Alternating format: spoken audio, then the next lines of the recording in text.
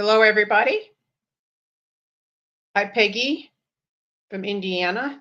I'm originally from Indiana, too. Um, Welcome, everybody, to my follow-up interview with Steve from Serious Keto. And I will be bringing him on stage here in just a little bit. But, if you want to ask questions at some point in time, feel free to ask questions. Just put 3 Qs in front of your question, so that I can see that you have a question. Otherwise, they're all going to blend into one. So without further ado, I'm going to bring Steve on. Hi, Steve. Hello. Good morning. Good morning. There's, from what I can tell, I'm not sure how many people here, but I've got some comments. So at least I know our audio is coming through okay. So it's been a little over a year, I think, since we talked. And on that talk, we had the pleasure of Dr. Berry joining us. I don't think he's going to be here today, although I did invite him. But so if he pops in, great. If he doesn't, we'll just continue on. All right. So I watched your previous video a couple of times because I wanted to see what questions we may have missed or I may have missed. And so I do have a list. And the first one that came off my list was when we had our last meeting, you were talking about, you had actually asked Dr. Berry for some suggestions about how to approach your doctor regarding laboratory tests, because your concern was he's going to push you to take some medications that maybe you didn't want to take. So I was curious how that visit went. So I had mentioned this during one of my podcasts. I've kind of got 2 modes, which is either non-confrontational or overly confrontational. And I didn't want to get overly confrontational with my doctor. So what I did was, I looked up what supplements can help lower LDL.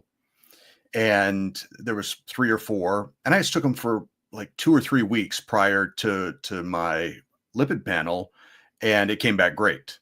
So it was basically, all right, I'll do this for 2-3 weeks once a year, just to avoid having the statin conversation, because Right. I had previously, a couple of years ago, really started to kind of get into, I wouldn't call it an argument, but a spirited discussion with one of my doctor's nurses, who was basically telling me that I was going to have a stroke if I didn't get on statins ASAP. And, I had said, okay, well, I tell you what, let's do a CAC. So I forget what that is, what that stands for, but cardio something. Coronary artery calcium. Yeah. So it's a CT scan, and my score came back as a 1. Oh. So that's it. And, wow. And they're like, well, clearly, this keto is, responsible for your 1 point. And I said, well, how do you know? This is the first time I've ever had the test. This 1 point could have occurred in my 50 years of horrible eating. So I basically said, listen, if we take the CAC and we see some just frightening score, then maybe we'll have a conversation.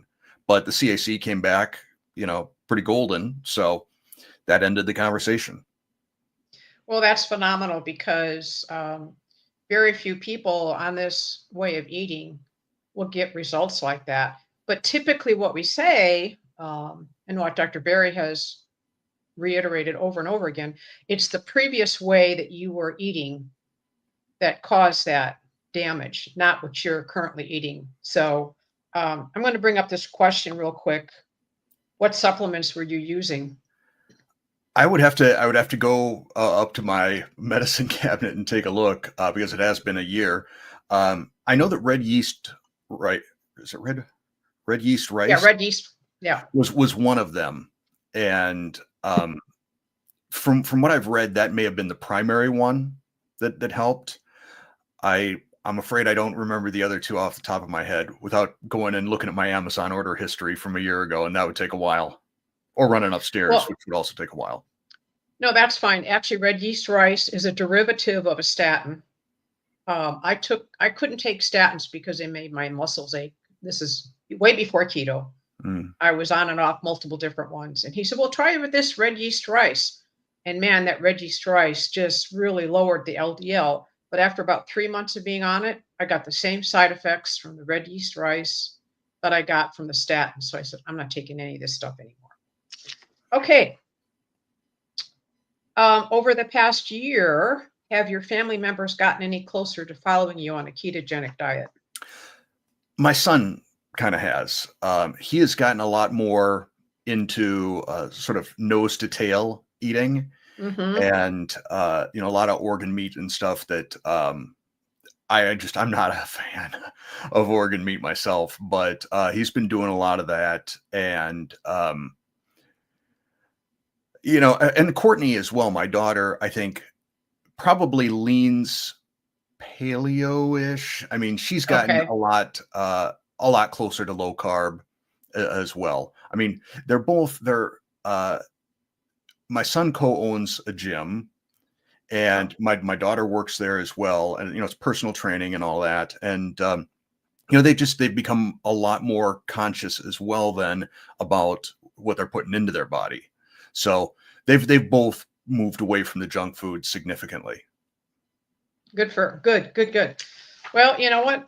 You can lead by examples, all you can do. You can't force them to do it, right? Yeah, that's the best you can And do. oh, I by mean, the way, while we're talking about leading by example, I'm going to pause for a minute here, Steve, and bring up your before and after pictures so that people can see that you're not just another pretty face that never had any problems with your weight. So I'm going to put this up. So I don't recall the year you started. This says January. What year was that? Do you remember? that would have been um, 2019. Okay, 2019. And then the age 51 in September, where you've obviously made a total transformation of yourself. What year was that? That was the same year. That was from Same year. January. Oh, okay.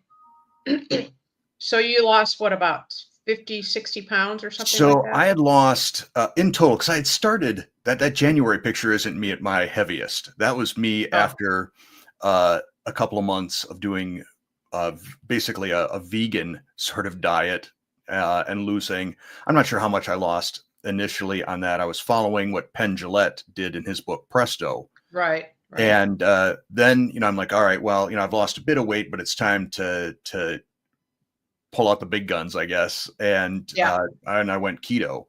And in total, I don't know for sure how much I lost. I know I lost at least 75 pounds. The Wow. problem is I quit Wow. weighing myself once I got, I think, at about 235. I couldn't bear to see the number get higher.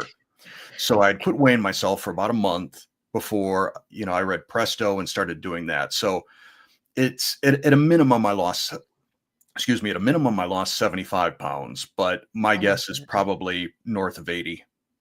Wow. So, folks that are listening, if you want to, Steve has a whole playlist about his transformation. So, if you go to his YouTube channel, you can check the playlist about his transformation. This was the very first picture that I saw on the playlist, but I think there's 6 different Yeah, videos there's there. there's six total ones. So Yeah. you have to like hearing my voice an awful lot to watch them all. But you know what? This is good because again, you lead by example, and not what somebody else does that works for them may not necessarily work for you, but it still gives you hope that you can do this. So anyways, okay, I'll take that away so you don't have to look at it Yeah, I'm anymore. getting embarrassed. Okay, so where are we at? It shrunk our windows back down. Yeah, I don't know what the heck's going on. I'm just going to keep going because I don't want to Okay. interrupt the live stream. So, do you follow any type of a fasting schedule? Not officially. Okay. Basically, I kind of just listen to my body, and I eat when I'm hungry, and I stop eating when I'm satisfied. So on most days, what I do is, probably, I don't know, eight in the morning or thereabouts. I'll have some coffee, and I fill up my big Yeti tumbler. It's probably the equivalent of about 3 cups of coffee, and I'll add some MCT oil to it.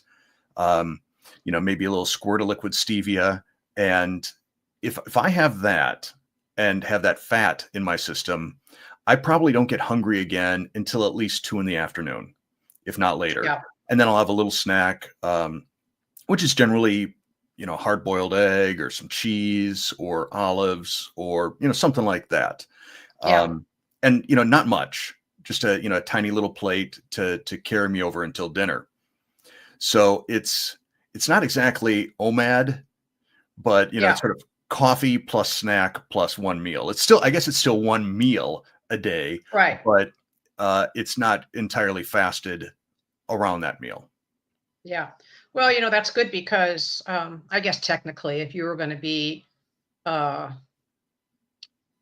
really strict about it, you'd say, well, that's technically 2 meals. But I don't know what would be considered a full meal of a snack. I mean, we always tell people when they're first starting out, try not to snack in between meals. But you're experienced. You've been doing this for a long time, so and it's obviously hasn't stalled your progress or put you back into a negative realm. So that's great. We have a huge fasting community in Dr. Barry's PhD community. So I always like to ask that question just for people's awareness um, to see what other people do.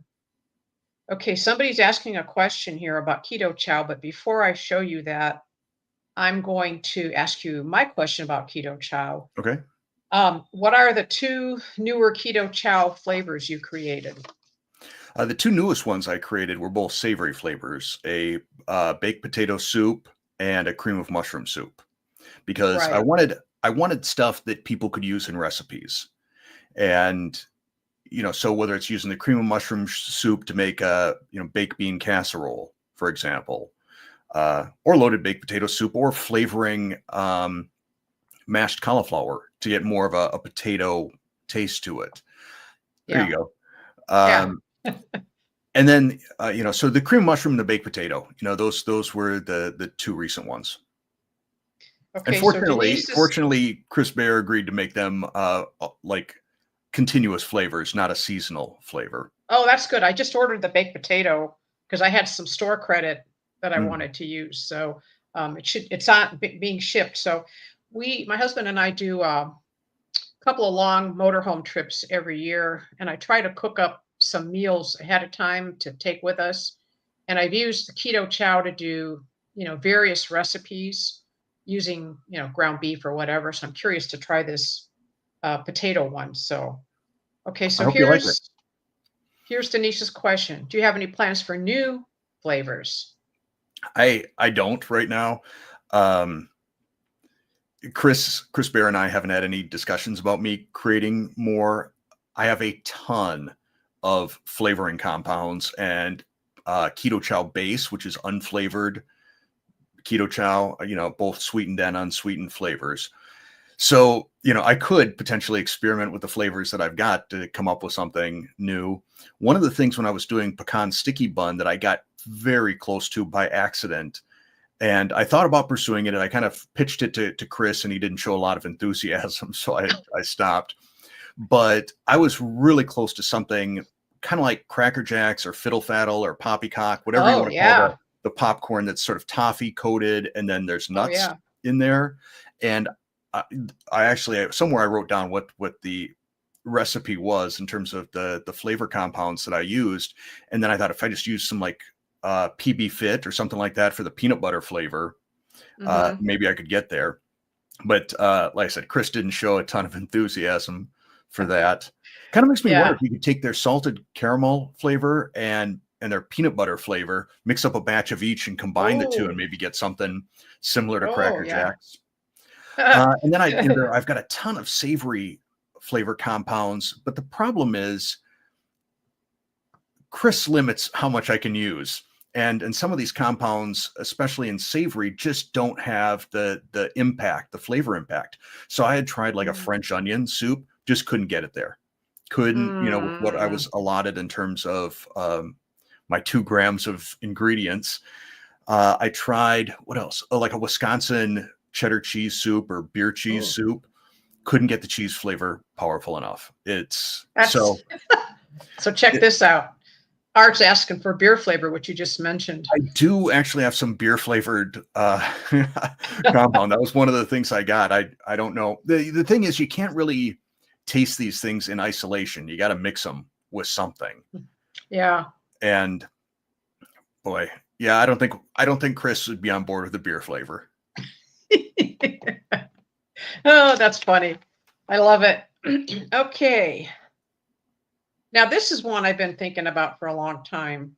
And I was hoping you would do maybe a video about this. So I'm planting a seed right now. How many kitchen gadgets do you own, and what are your favorite ones? I couldn't even begin to count the first. I mean, we have, in addition to everything that's in the kitchen cabinets, there are two fairly sizable cabinets down in my basement, and sort of my extra storage area that are just loaded with things. I've always been sort of a gadget geek, and I love cooking. So cooking gadgets, great. And after Chaffles and using the Dash Mini, I'm like, oh, what else could what could be the next big thing? So I bought a lot of Dash Mini products that got, one use, probably didn't even show up on a video. Oh, But in terms of the favorites, that's a lot easier to answer. I use my little Cuisinart mini food processor almost daily. That thing is just the best I find in terms of mixing stuff. I've got a NutriBullet. I prefer the mini Cuisinart.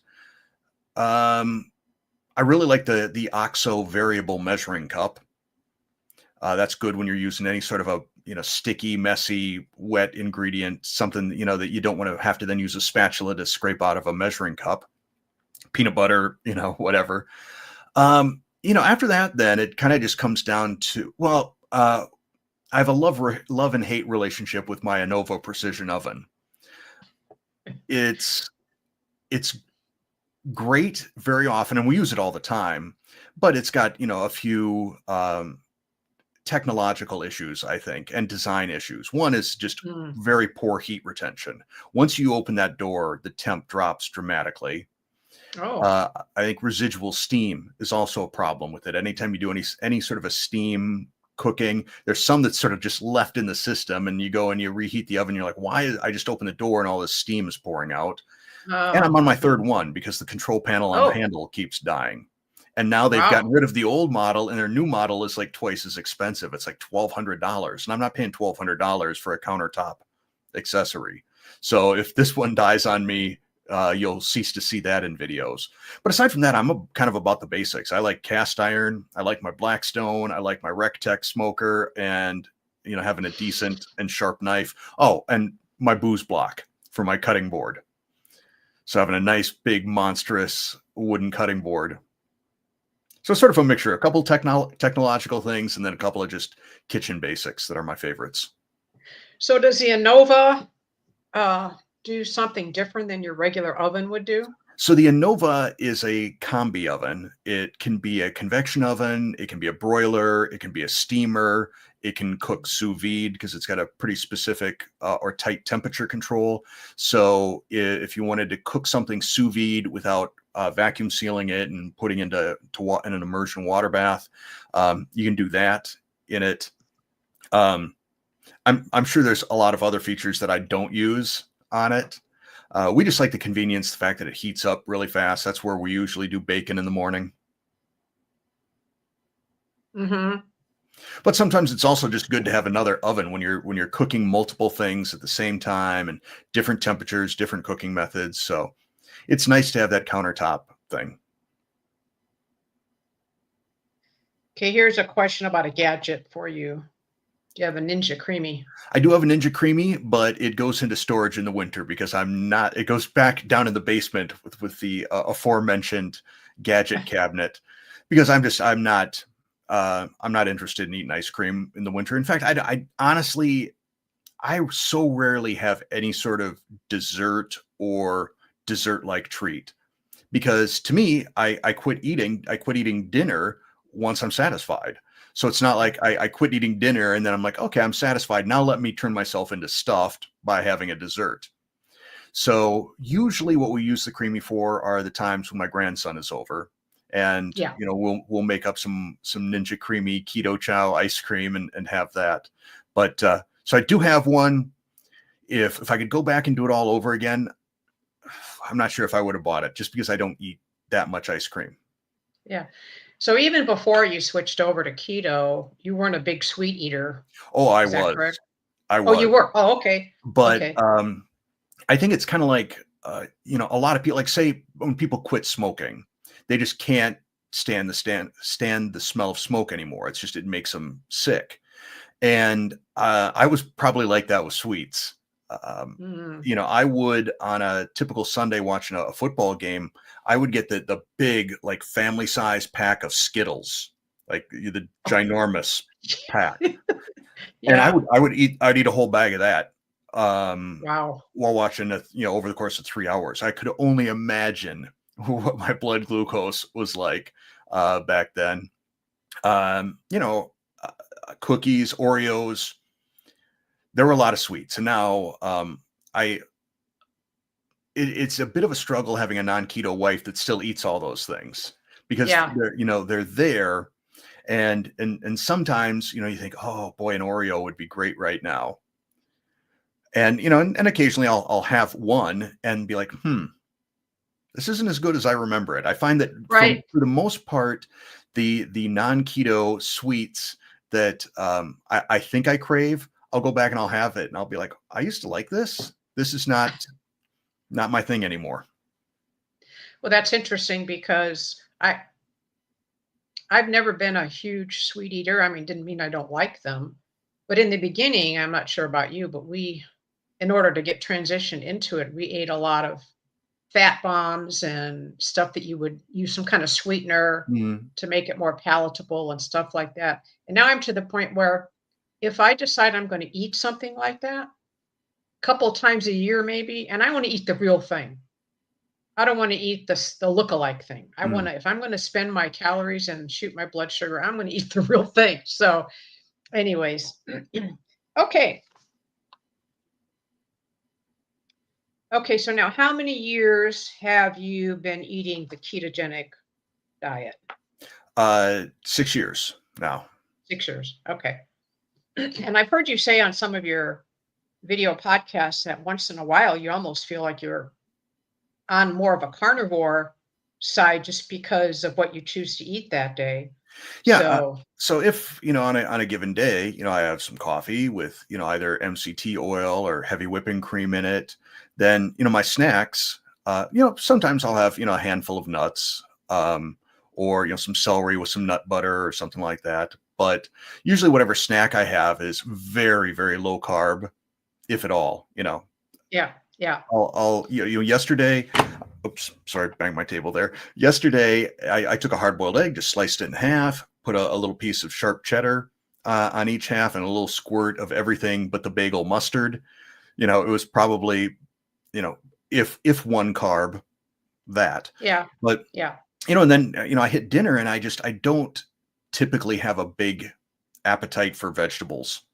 yeah, Terry, my wife, is always like, well, we got to have a starch, we got to have a vegetable, we got to have a protein. I'm like, I'm okay just with the protein. I'm gonna focus on this steak, and I'll have a few bites of the broccoli. Or last night she made some cabbage, some cooked cabbage with bacon in it, and heavy whipping cream. And I'm sure that was, very, very low net carb.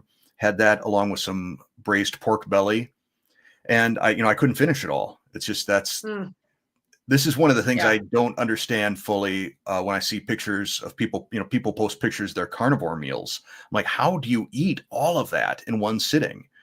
So, yeah. and I've been amazed by that too. I've heard Dr. Barry says you almost, if you're pure carnivore, you kind of got to force yourself to eat a little bit past the point where you think you should stop.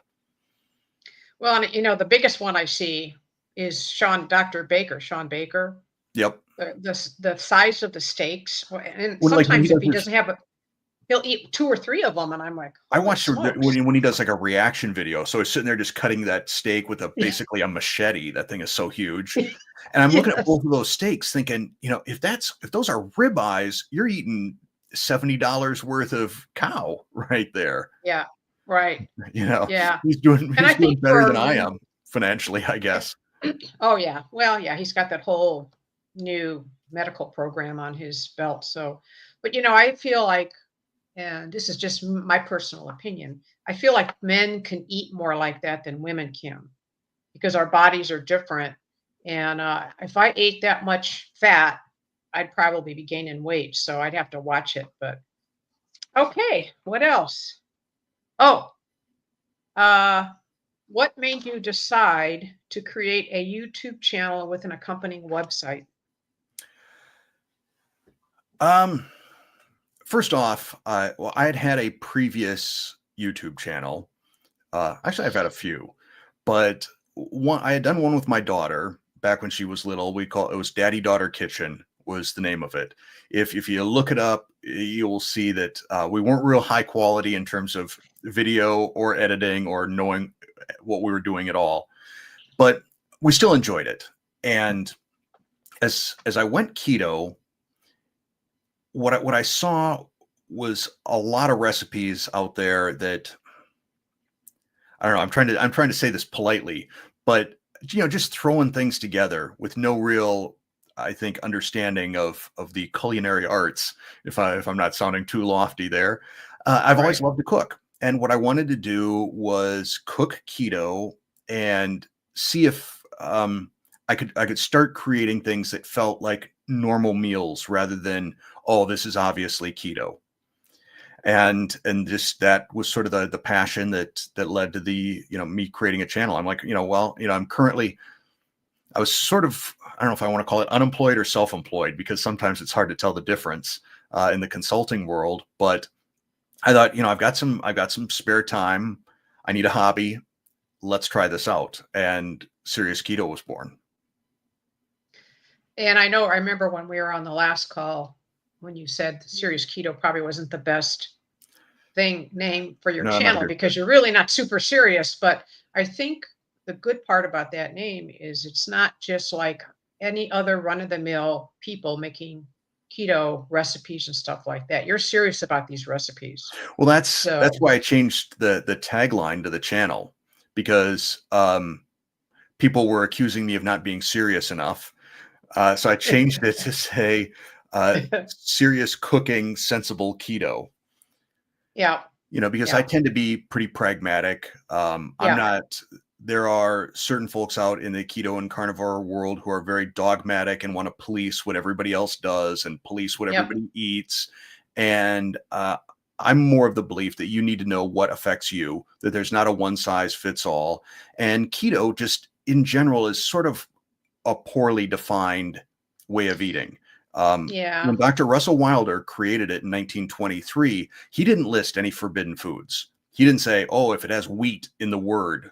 Well, mhm, granted, we didn't have like resistant wheat fiber and stuff like that back in right, 1923, but right, there was no exclusions to the diet. There were recommendations in terms of here are some good things you can eat, but things got excluded because they just didn't fit into the macronutrients. I mean, yeah, okay, do you really want to burn up all of your carbs for a day on a single slice of bread? yeah, So what has happened, and um, Dr. Eric Westman refers to this as internet keto. You yeah, get you get influencers creating keto rules, saying, "Well, you can't have soybean oil on keto. Soybean oil isn't keto." Well, sure it is. It's not good stuff, and I wouldn't eat it, and I right, try and avoid it. But right, um, that's not that's not the definition of keto. It's about being in ketosis, and then it's up to individuals how clean they want to eat. And if there's an ingredient that affects you, if you've got an issue with oxalates, then by all means avoid it. But it's not your job to police everybody else. And I think there's just way too much of that and way too much sort of fear mongering, that goes on with every ingredient, every study. And I just try and be very pragmatic about it. yeah. We promote too in Dr. Berry's community. We promote what we call the N equals one experiment. Hmm. You need to, like somebody says, well, what can I eat? Well, here's a list of foods that are included in the diet plan, but you need to test your own body about how you're going to react to some of these things. Just like you said, the oxalates. I can't eat oxalates. They give me problems with crystals in my urine, stuff like that. So everybody's different. Everybody's physiology is different. So, if you say, well, I ate what you said and it didn't help me, well, try something else, so. Well, I think a lot of people do want that very prescriptive solution. So they, like, I don't want to have to think about what I have to eat. I don't want to have to think about what I need to buy. Just tell me what to do and I'll do it. Yeah. And my sometimes I'm that way. Not on diet, but on other tasks. Just tell me what to do and I'll do it. But I think when it comes to diet or a way of eating, you when it's very prescriptive like that, I think that's when people eventually hit that rebel point. Like, okay, I've had enough. I've had enough of being told what to do. I've had enough of how confined this way of eating is, and now I'm gonna get off the wagon.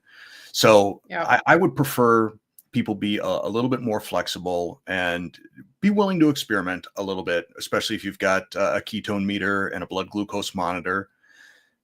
Try some different things out. Because Yeah. I wish they I would come truly up. believe that this should be a lifestyle, not a temporary Oh, thing. oh, for sure. And that's kind of where you can weed people out. People say, well, I've been doing this for a week and I haven't lost any weight. I think we're promoting more. What is your why other than losing body fat? Do you have a why? I mean, it's just like if it's to be able to, I heard you talking the other day about, walking up on your old video, you were hardly able to walk up and down stairs without having to stop and catch your breath. Mhm. I mean, that's a good why, or you want to go out and play with your kids, but you can't because you're so tired and sore and blah, blah, blah. So yeah, I think you have to do you're doing your own experiments. Well, I Denise often has say another question. people Go ahead. come to keto for the weight loss. They stick around because of Yes. how it makes them feel. And Yeah.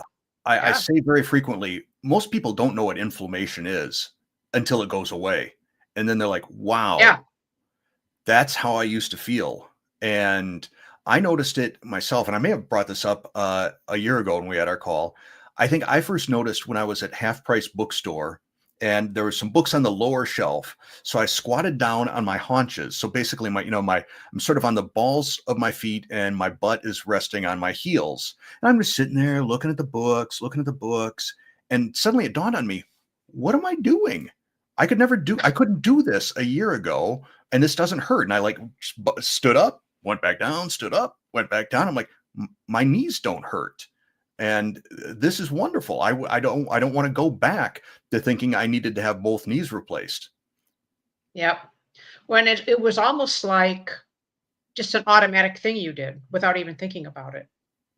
It's not like before you squatted down, you thought, are my knees going to hurt me? You just did it. Yeah. Okay. Another one from Denise. Whoops.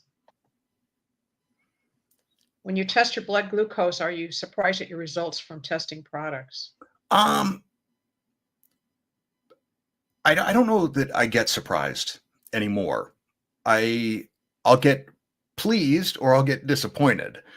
Um, I know generally, well, something's going to happen. That's the result. Either you're gonna be like, okay, this is good. 12 points of movement, I can live with that, or this is bad. I think where I get surprised is when I try a product from a given brand and I don't have a big glucose reaction. Then I try another product from them and I do.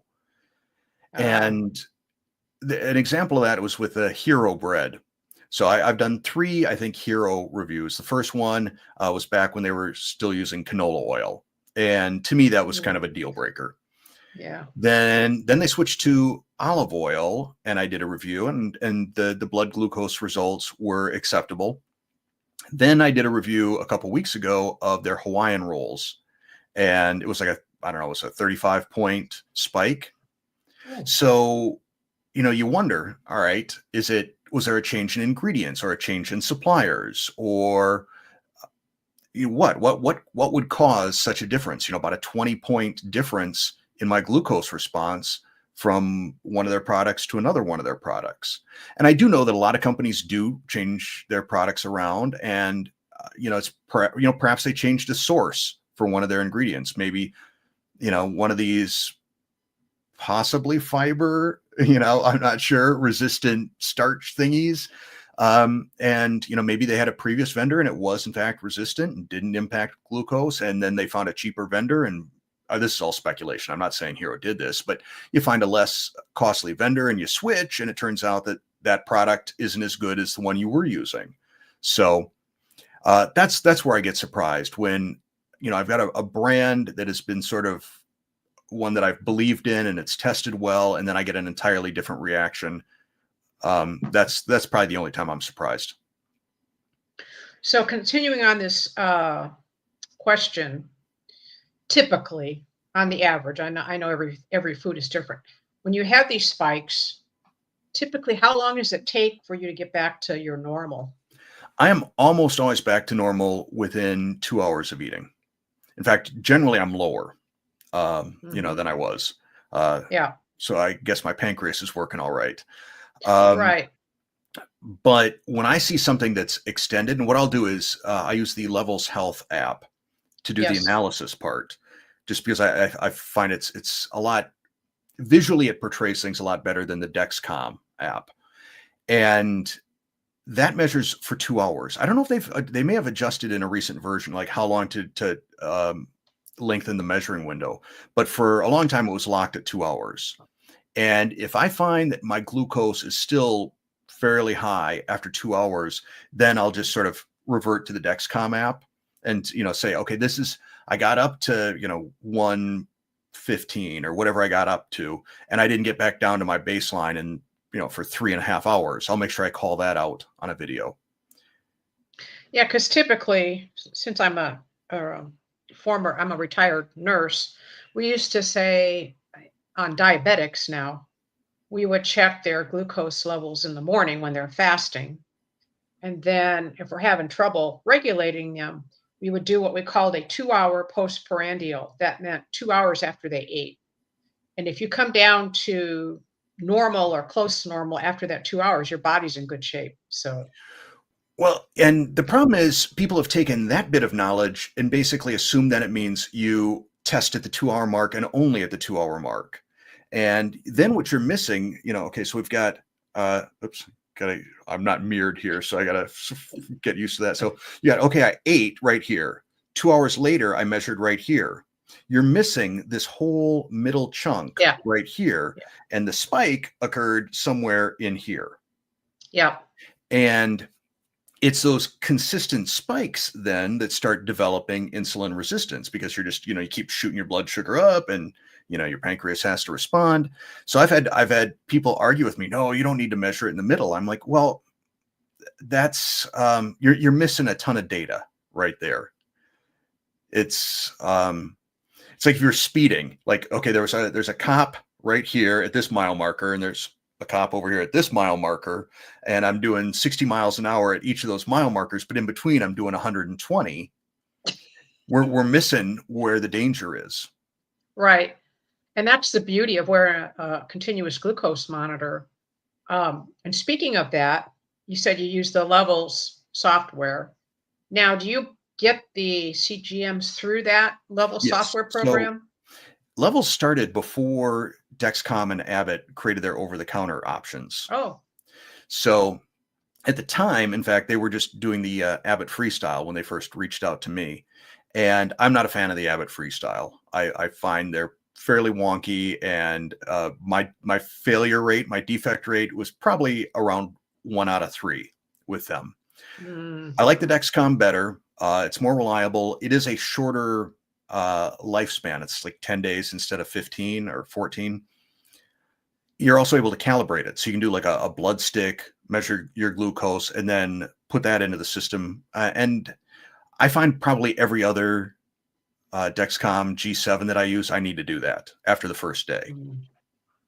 But doesn't it take so many hours anyways for it to get up to speed after you put it on new one? It says the Dexcom G7, I think, says it takes 25 minutes or something like that. Oh, okay. But my first day, I'm always reading like 20 points at least higher than normal. or higher than I Yeah. actually am versus a blood draw. But back to your other question, through levels, if you do want the prescription version of the Abbott and Dexcom products, they provide the prescription.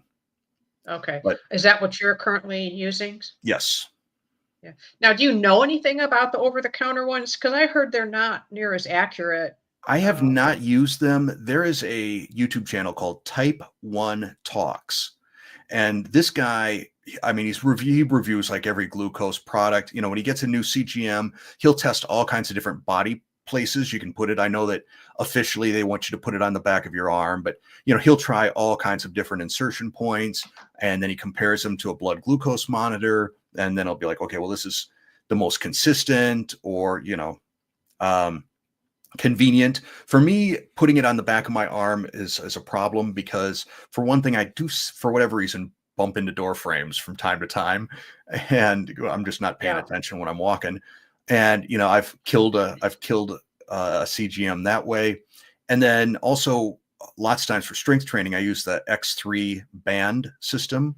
So you know, I've got a band, you know, that's running across my arm, and you know, I got the chest press bar, and the band is going right across the insertion point of the CGM, which isn't a good thing. So I usually go for a placement off to the side on my abs, and just to the right or left of my abs, and that works really well. And do you have in your YouTube show note links, do you have any discount codes or anything for that program? So they've changed what they did. Initially, there was like such a long waiting list to get onto the program. I mean, I think it was over 1,000 long, because they were kind of Wow. easing people in, and using Yeah. my link, you could basically cut to the front of the line. So that was what I Oh, was I able to see. offer initially. Now I think the offer is, you know, if you subscribe for a year using my link, you get 2 months out of the year free or something. Oh, You know, okay. I'm not sure exactly what the plan is with them. They've been changing some things around. And you're satisfied with the program and the system and the cost of everything? Um, I think you, first off, with cost, you get what you put into it. So how dedicated you are in how dedicated you are in tracking is basically going to determine what value you get back out of it. And I don't think they expect most people to be on it long term. You know, initially Yeah. they thought, you know, I think generally they wanted people on it for a couple of months. You know, if you're on it for a couple of months and really learn about how different foods and ingredients impact you, then you know, you just take that knowledge and run along. Yeah. But you know, since I'm always trying out new things, people are always saying, "Oh, you know, there's this new Thomas's keto bagel thins. Why don't you try Yeah. those?" Yeah. You know, so for me, it's sort of it's got to be an ongoing thing. The the older I get, the less interested I'm in technology changes. So once you have an app Oh, that's working and I'm familiar where everything is and how to, you know, use it, don't move stuff around. You know, similar to, we had problems firing up yeah. StreamYard here this morning. You know, every time they change, you know, some features or something, I'm like, oh, you know, I realize you're trying to make this better. They're trying to introduce AI, like just speak into it and tell it what you're eating, and then it will, you know, make some sort of an entry or take a picture of it or something like that. Take a Yeah. picture of the barcode. And I would rather just type in, you know, hero bread, 2 slices, and snap a Yeah. picture, just, you know, for reference, and be done. But they've made it a little bit more difficult, at least for me, to enter food items quickly. So that's one of the things I don't Um, like. yeah. I do like though the way it gives you your spikes and your how it rises, and you can compare it to other products, That's one of and the neat you features get the that nice trend lines there. I do like that. So folks that are listening, if this sounds interesting to you, go over to Steve's YouTube channel and check out some of his reviews where he does the blood glucose testing, and he'll show you actually what it looks like. It's pretty cool. it's not inexpensive. I don't know how much they're charging right now, especially with the subscribe option, but Yeah. you know, it's one of those where you have to have a very strong interest in your metabolic health, and a willingness to do the tracking for some period of time to really to get back the results that that are valuable to you. Now we have a fasting group in our community, and so they're fasting, right? So they're usually, chasing their ketones and their glucose levels during their fast. But I'm not sure in the long run if it would actually be something that, because they're not eating anything, so Mhm. they're probably not going to see any trend lines unless they're looking at dawn effect and that kind of stuff. So, Yeah, but I looked at it. I Go kind ahead. of look at that, and I think I talked about it in one of the last podcasts. People that are chasing a keto number, it's to me, I feel like that's you're either in ketosis or you're not in ketosis. All right. It's like Yeah, being pregnant. You can't get extra pregnant. yeah, You're there or you're not there. And if your ketones are 1 or if your ketones are 5, I don't know that that makes a whole lot of difference other than just sort of a little vanity metric for yourself. yeah. And if you're fasted, it's like I ketone strips are not cheap, for on a keto mojo. Right. So I don't need to test. I don't need to test if I'm fasting. I don't really feel that I need to test if I've been, very clean keto or strict keto, or, I know for a fact that my daily carbs in total were probably less than 20. Plus it's just you get to a point, I think, especially after several years, you just know what ketosis feels like. Your Yeah. brain works differently, your whole body feels better. I think you feel better emotionally. Yes. Very often I used to struggle a lot with depression, and it's just not been an issue on keto. It's weird. It's almost a been born again sort of feeling. Yeah, and that's a lot of what I've seen lately, why people try to get their ketones out because of that whole uh taking the fog off and the depression and the lethargy and all that kind of stuff. So that seems to be a big thing. I'm having a little allergy attack here, Mm. excuse me. So, okay. Took note of that YouTube type 1 because I want to check that guy out. There's so many influencers out there that if you watched everything that came along, you'd never get anything done. So, okay. That's why I Do don't you have, watch much YouTube. yeah. Well, my husband loves YouTube just for learning purposes because we're both retired and he does a lot of projects around here. And if he doesn't know how to do something, Oh, it's he'll, yeah, It's wonderful if you're unbelievable. sort of a DIY sort of person. Right. I have fixed Right. more appliances, plumbing issues, household things just by getting onto Absolutely. YouTube. And you're like, wow, that Yeah. that 5-minute video saved me a $75 trip charge right there. Oh, yeah.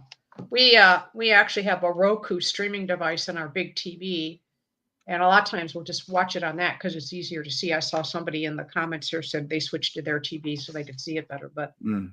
do you have any new recipe creations? Well, I've got something new coming out tomorrow. Uh, Okay. so my paid channel members have already seen this. Um, it initially, what I was looking for was something other than a chaffle that could be sort of a high protein snack or breakfast. And you'll see what that is tomorrow. And I'm continuing to experiment with the base recipe. I'm sure what I'm going to get is a lot of comments like, oh, it's basically just chaffle done differently. Okay, whatever. That's, Whatever. that's part of, innovation is building on past ideas. Back when I was doing chaffles, people were saying, oh, it's basically just you're making an omelet in a waffle maker. Okay, sure. Yeah. Just because something has eggs and cheese in it doesn't automatically turn it into a waffle, or I mean an omelet. But I'm working on that, and then with summer coming up, hopefully I can never tell from one day to the next year in Wisconsin. There'll be a lot more grilling type recipes, and additionally, I think some sort of bulk food prep in a not like bulk meal prep, but bulk food prep so that you can have multiple ingredients that are essentially prepped. And then all you got to do is bring them together at dinner time, Yeah. That would be so awesome. that's going to happen. And I would like to maybe dial back a smidge from reviews. And instead of a review for a product, if it's a product that I believe in, a product that I've used, a product that I can trust, utilizing that as an additional recipe video on Wednesdays instead of the standard recipe video on Fridays. I try and make the Friday one like, okay, you don't need a special, like you don't need to go out and buy Aviate uh, lupini macaroni for this one. Yeah. But maybe if I am going to have a cooking video that requires a specific product like Aviate macaroni, then that would be a Wednesday video because it's more of a product support / recipe. Right. Yeah. I don't know. I'm still kind of letting the idea gestate. Yeah.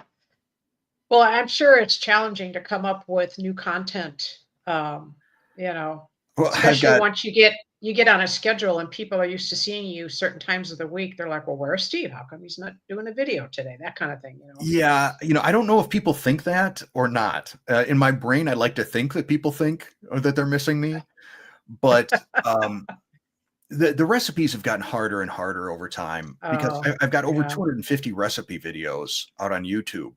And when you're first starting, you're not only just full of a lot more energy because it's Right. brand new to you, Right.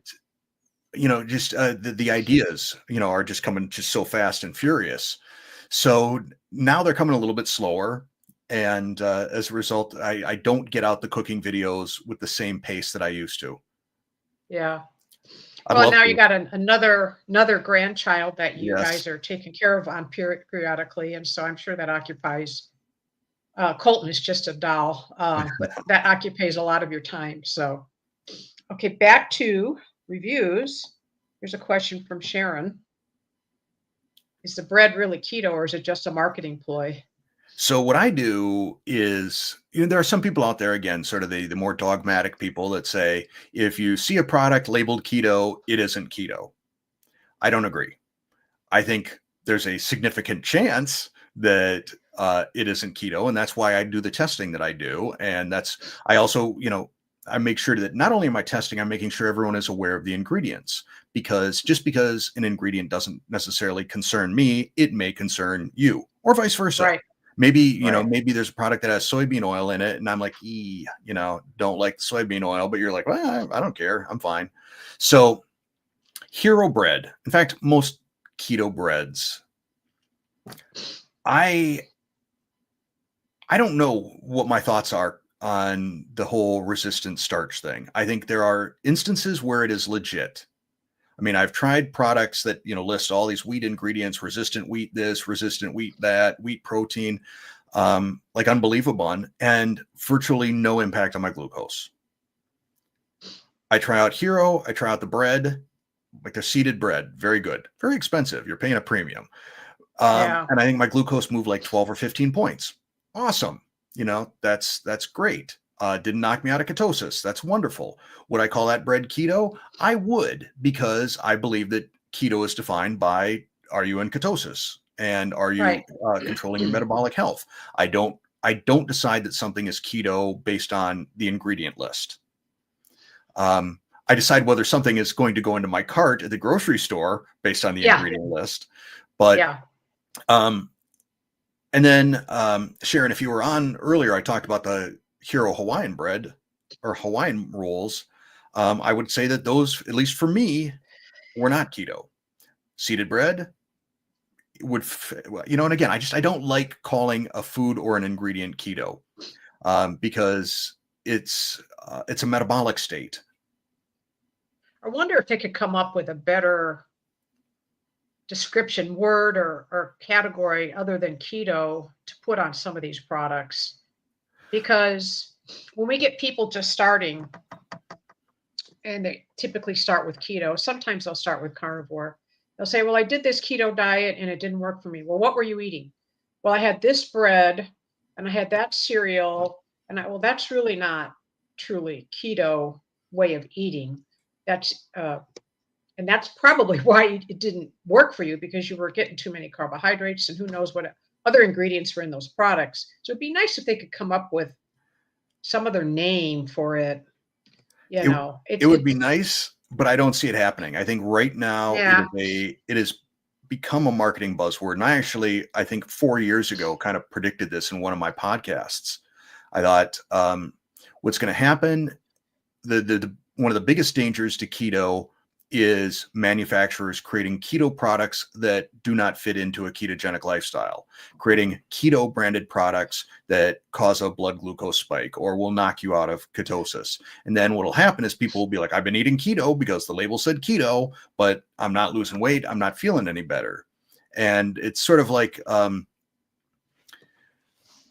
I'm not accusing any brand of this, but like when you go out into a carnivore group and you know that some posts are obviously vegans just trolling carnivores, Yeah.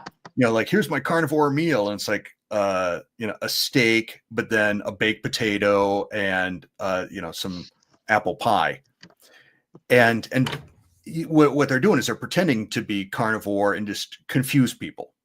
And I think it's possible that maybe certain people in certain marketing departments at certain companies may be doing something similar. Like, well, all right, let's just take the keto label and slap it on our product and we don't care. But that's Well, why I do the testing that I do. Yeah, I think, and there's been some, based upon what you just said about eating meat and then they have this and that. Well, just because you eat meat doesn't mean you're a carnivore. No. If you're eating other stuff with it, well, then you're not a true carnivore. But it's really amazing when you talk to people about, they'll say, okay, I've been on a carnivore diet for 4 weeks and I haven't. Well, explain to me exactly what you were eating. Or they'll say, I'm keto-ish or I'm carnivore-ish. Well, what's the ish part? What does that mean? There's something that you're not telling us that the ish part is probably affecting your progress. So the next 2 questions I kind of stole from one of your recent videos, so I'm sure you'll know the answers right away. Okay. If you were to start keto all over again, what would you do differently? First off, I wouldn't have bought nearly the number of baking ingredients that I bought. I think when I started, there was like a cookbook from Keto Connect that I had bought. And then I think I bought Carolyn Ketchum's book, the Ultimate Guide to Keto Baking or something like that. And I took the little, where do I got them here? I'm sure one of my books has got, okay. So like these over here, these little Post-it tabs, like marked every recipe that looked good, and then compiled my Amazon keto shopping list based on that, and just got bags and bags and bags of, every different sweetener and nut flour and things like that. All the fiber type ingredients. And then I discovered keto baking is not that fun, at least for me. No, I agree. Yeah. I loved baking pre-keto, did a lot of artisan bread making, and that regular baking is a walk in the park.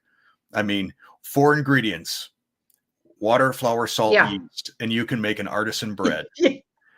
There's nothing that behaves like real flour in the keto world. And so you wind up, using 13 ingredients where one would normally do the trick.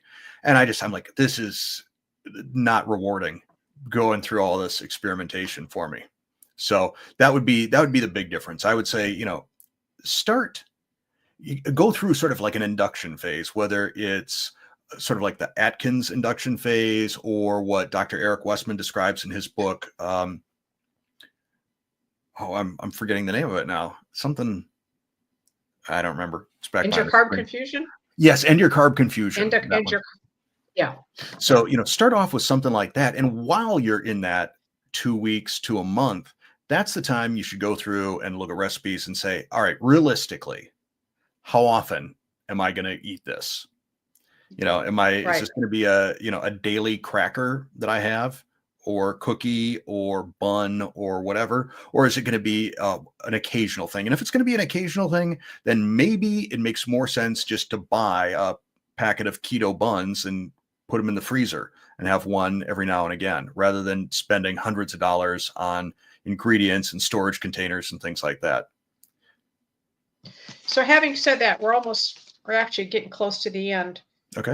What do you consider are some staple ingredients for cooking? I mean, salt would be one of them, I'm sure. Yeah. I mean, beyond salt and pepper, I love having tallow on hand. I always have tallow on hand, both the stuff that I've rendered, which is generally what I'll be more likely to use for frying. If I'm frying something, medium to deep frying, I'll use the tallow that I've rendered. So we got half a cow, and I made sure to get all the suet so that I could render my own tallow. Oh, nice. Then I've Yeah, also got nice. a great big container of the Wagyu tallow from, I think it's Chicago Packing, which is great if I'm just sauteing something or shallow frying or just brushing it onto a steak before it goes onto the searing hot cast iron. Then eggs, Yeah. Oh, yeah. beyond that, I Butter. mean, it's, I don't know that there's like a magical ingredient that I couldn't live without.